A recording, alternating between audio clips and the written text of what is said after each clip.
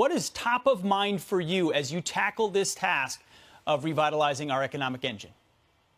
Well, first of all, I think it's very important to point out that, this economic crisis that we're experiencing right now was intentional, and it was on the back of an extraordinarily strong economy. Yes. In 2008, it was just the opposite. We had a very weak economy. So this is a different situation altogether.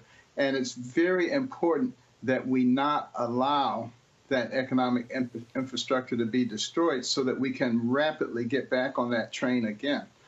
So what we want to do is make sure that we preserve, particularly the small businesses. The small businesses are the backbone of the economy of this country. They employ the vast majority of Americans. And the longer, we stay shuttered, the more of those small businesses will die.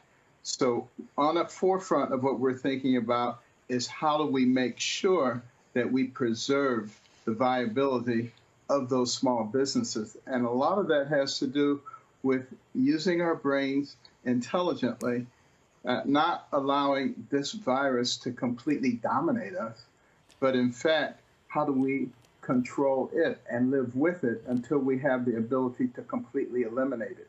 If we wait until it's all gone before we come out, our economy will be gone. Absolutely right.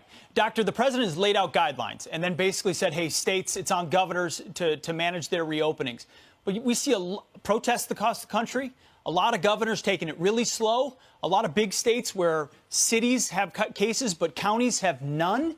How can you incentivize governors to actually allow people to responsibly reopen who are ready to do so? Their livelihoods are at stake. They don't want to bail out. They don't want another PPP loan. They want to open their doors because they know they can. Target's wide open. My small retailer isn't. What more can be done to actually make sure that happens?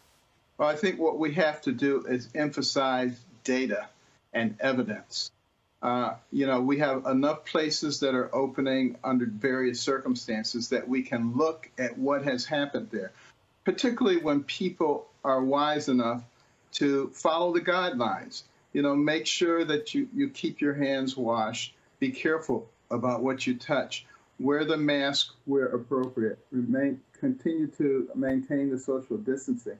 When we do those things, it is eminently possible to go back to work. Except for the people who are very vulnerable, the elderly people, people who have significant underlying problems that could interfere with their immune response. Obviously, those people we need to protect, and we need to make sure that the people around them understand the principles. But when that's the case, there's absolutely no reason that we can't go back. And governors, like anybody else, ought to be able to understand data when it's presented. Absolutely. That is common sense. That is trust in the American people. That's letting people make their own risk calculations. Doctor, I wish you all the best. You have a huge job with massive consequences for our country. You've got the medical background as well as the economics.